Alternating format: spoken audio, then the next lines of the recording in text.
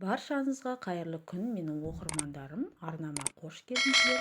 Бүгін сіздермен осындай жеңіл кешкі астың рецептімен бөлісетін боламын.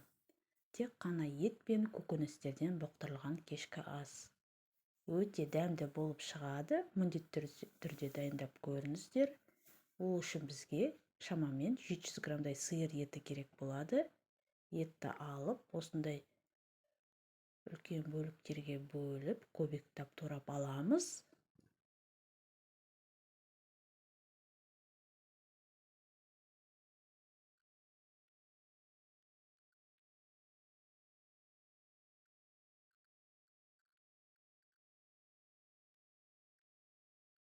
Табамызды қыздырып аламыз. Етті осылай турап алдым.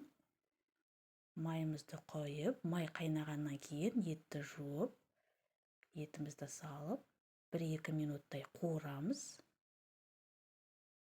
Қақпағын жауамыз. Содан кейін бізге 4 дана пияз керек болады. Пиязды алып, осындай бөліктерге бөліп аламыз.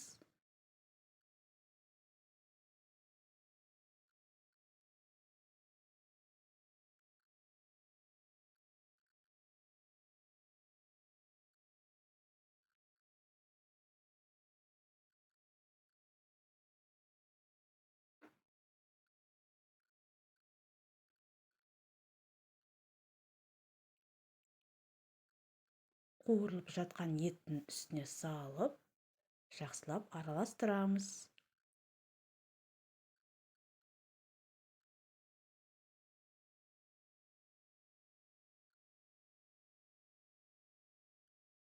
Бір шай қасық тұз, 1 шай қасық қара бұрыш салып, жақсылап араластырамыз.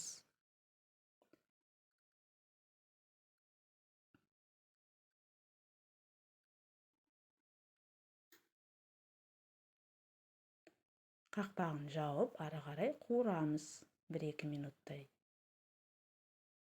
Содан кейін бізге баялды керек болады, 2 дана. Баялдыны алып, осындай үлкен бөліктерге бөліп аламыз.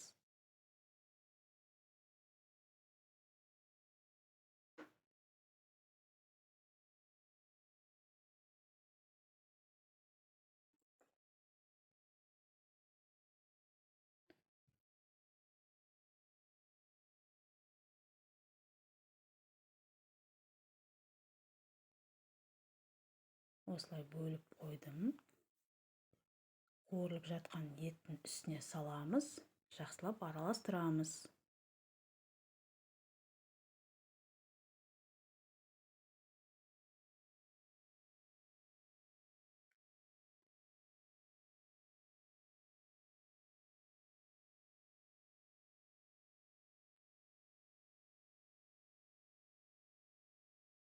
Содан кейін бізге жүгері керек болады 3 дана. Оны да алып, осындай бөліктерге бөліп аламыз. Мен осындай бөліктерге бөліп алдым. Оны да қуырылып жатқан еттің үстіне салып, жақсылап араластырамыз.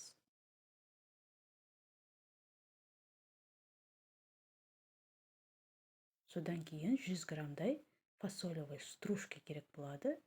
Оны да салып, жақсылап араластырамыз.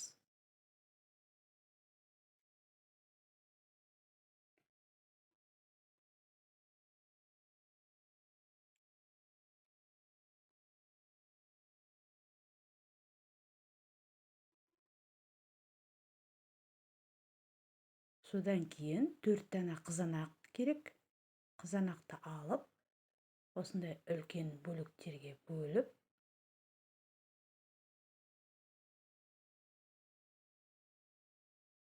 турап аламыз.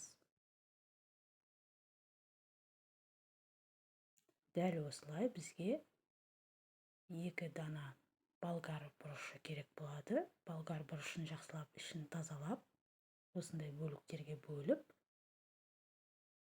қуырылып жатқан еттің үстіне ең алдымен қызанақты саламыз, содан кейін болгар бұрышын саламыз. Жақсылап араластырамыз.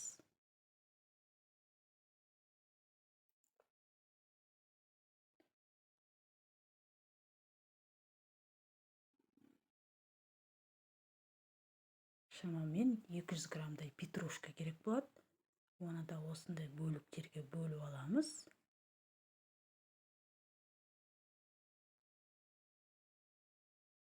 Табамыздың үстіне саламыз.